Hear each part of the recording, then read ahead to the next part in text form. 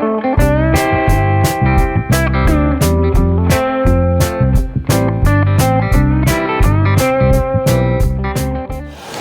guys, Alec Peirce at the ranch. Well, actually, technically, I'm in the woods at the ranch. We have a big bush lot at the back end of our actual home and ranch. I think I've talked about it before. And we decided, Dan and I decided a couple of years ago that we wanted to put a cabin in. And then one day we were looking online and I came across this company called Sawmill Structures. Sawmill Structures is a big company actually. They have offices all across North America and they have a couple of places right here in Ontario. And I got looking at these Sawmill Structures buildings and my gosh, they looked pretty nice. And they had a lot of features about them that were nice and that would have made the cabin, our cabin, even better. And they were very easy to build. You know, it wasn't stick building, it was a kit. They gave you all the bits and pieces and they're all numbered. A, B, C is just like, I don't know, Meccano or Lego or whatever, I don't know for sure. But anyway, it's pretty simple, like a jigsaw puzzle. And so we went out to the Sawmill Structures. My gosh, they're really, really nice. Really, really nice. They actually are made of this wood right here. This is a white pine. I think it's white pine. I'm not exactly sure, but it's white wood. And these pieces are about 6 by a full 2, and they have a double tongue and groove top and bottom, and they just go together. It's just that simple. 1, 2, 3, 4, 5, and off they go, and then you got a cabin.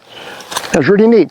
And of course, it doesn't hurt to mention that it was substantially cheaper than us building from scratch, stick building.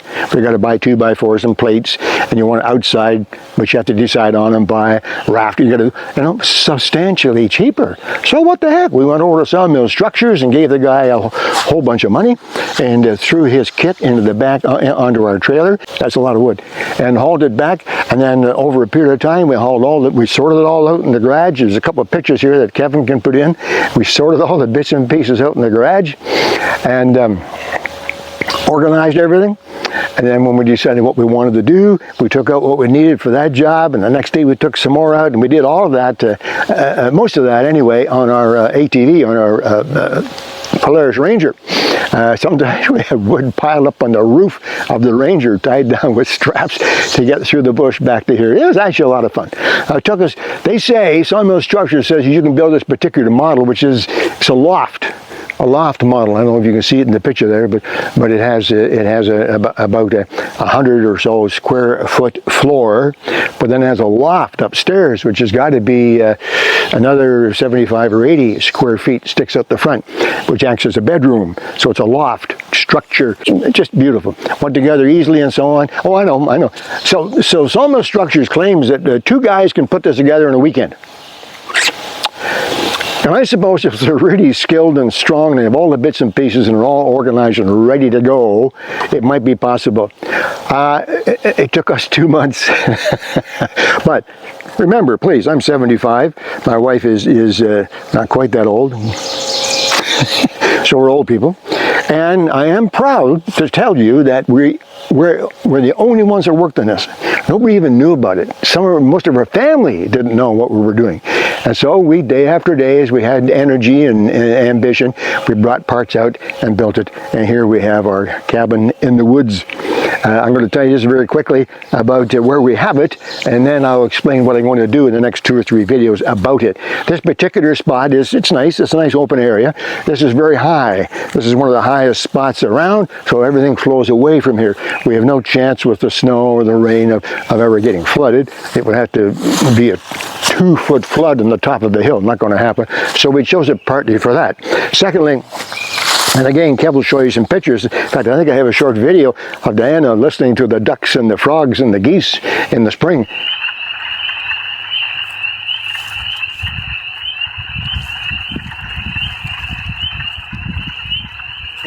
Secondly, when you look out the front, out of the bedroom window in the loft or off the front deck, you're looking down a hill to a beautiful creek down at the bottom. It's a beaver creek. There's a beaver dam up there. Beautiful creek, all kinds of animals.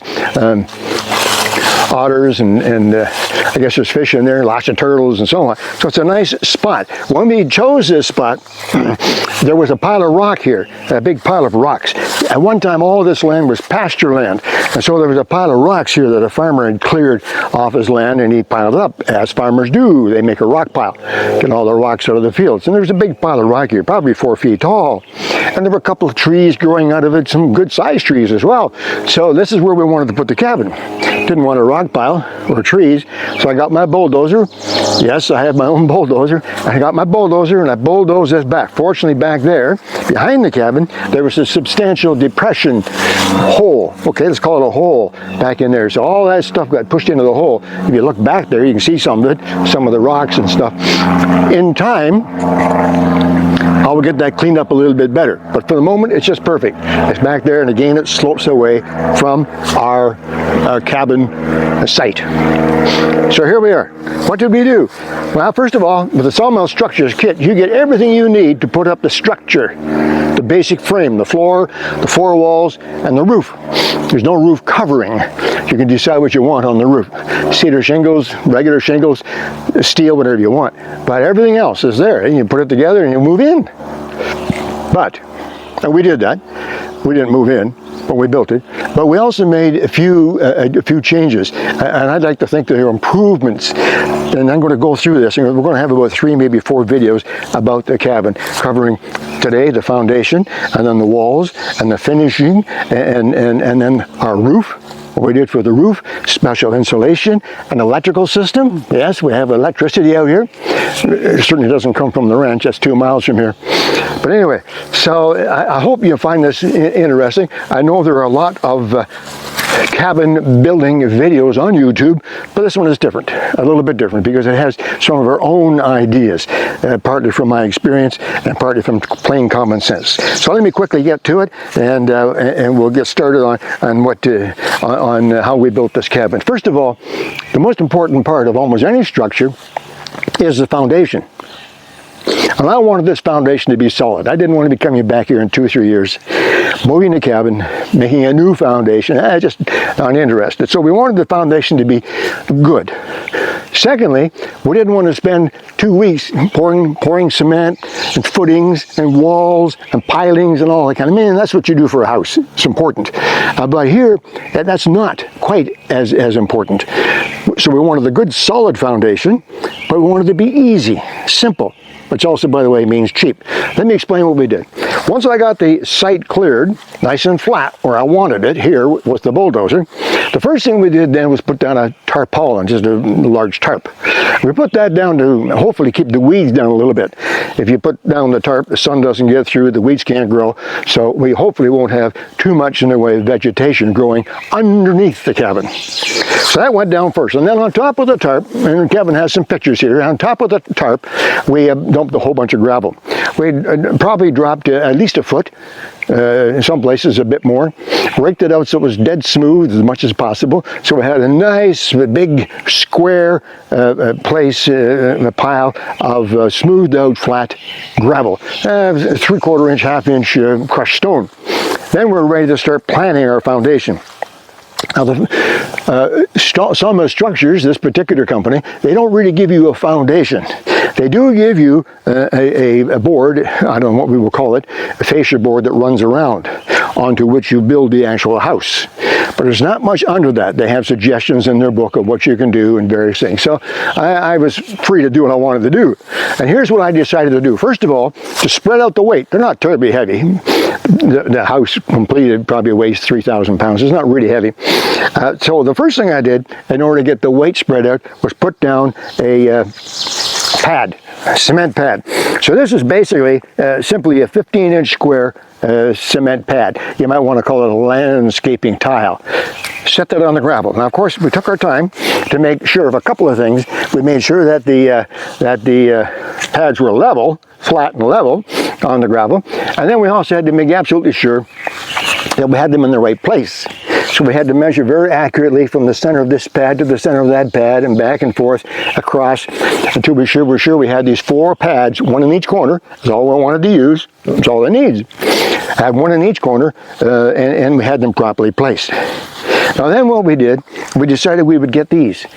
Take a look at that. That's that tapered, looks like a bit of a pyramid actually, tapered solid cement block. Now these cement blocks, and Kevin has a picture here to show you, these cement blocks have a square hole in the middle into which you can put a 4x4. You can put a 6x6 as well. We used 4x4s. So you can put a 4x4 into the hole in the middle. If you're building your foundation using 2x lumber, 2x10, 2x8, whatever, then that fits in here, you see? And the slot actually drops in, the other piece drops in there and locks them together. So these blocks are pretty handy. There's another reason why we chose them. I'll get to that in just a minute. So that's what we did. We put these blocks in the center, and then we built the actual base itself. Now these are 2x10s. These wood. There's one there and one there. 4 of those. Just 4 of them, all the way around. Four 2x10s, and we put them in there and we lagged them together, so they're very strong. Not just nails. We actually used lag bolts, and it gets better. So we now have our basis for our foundation. There it is. And once we were sure it was absolutely square, which is pretty easy, you guys know this already, you measure from this corner to that corner, and you measure from that corner to that corner, and those numbers should be the same. If they're the same, your base is square. Once we were sure it's perfectly square, then we put our joists across. Kevin again has pictures of this, joists across with lots of bridging. So this foundation that we built is solid, really solid. That, by the way, is pressure treat wood, so it's close to the ground. Shouldn't be getting wet, but it will. So that's what we did there. Now, there's a couple of special things that we added. Some people are already saying, "Hey, you live in Ontario. It gets cold. It freezes there." Yep, it sure does. Yeah. Well, one reason why we like the cabin, we love going out in the winter. We'll take the snowmobile out here in the winter, start a fire, and it'd be great. But the difficulty is, as I'm sure some of you are saying, it's going to freeze. And if it freezes, this will shift. It might do a little bit. Yeah. I'm not too worried about it. I already prepared for that because on the inside of this corner, I put a 4x4 post. Again, Kevin has a picture of that 4x4 post on the inside of this corner. And that 4x4 post, you see that big head there, that big carriage bolt head on each side? That's actually bolted right to the 2x10s. And that 4x4 post sits right in the middle of that cement post. Okay? Big deal. What's that mean? Well, what it means is that if this particular foundation does shift a little bit up or down an inch or so, and we check it in a minute, just put a level on that board right there and on that board and check it.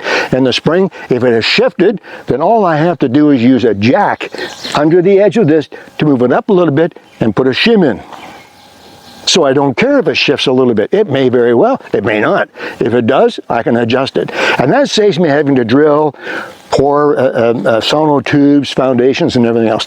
A lot less work. And yes, it may shift very slightly, but I can adjust that every spring. It won't shift in the summertime. So that's what we did. That's how that base foundation goes together. Now, Kevin again has a picture. Out here in the woods, in the bush here, we have a lot of animals. Squirrels, rats, muskrats, and skunks, and porcupines, and all kinds of other animals too, predators. But all the little animals, they love cabins like this. They just love them. They get inside, there's warm in the winter, and it's protected and everything else. We did not want little animals like that going into our cabin. So the next thing we did on the bottom of this foundation, we put mesh, solid mesh. The spaces are less than ½ an inch. Solid mesh covering the entire bottom. So nothing, I don't think a mouse could get in there. I don't think there, maybe a wasp could get up underneath this cabin. It's right on the very bottom. You can see it right down here, and you can see it in Kevin's pictures.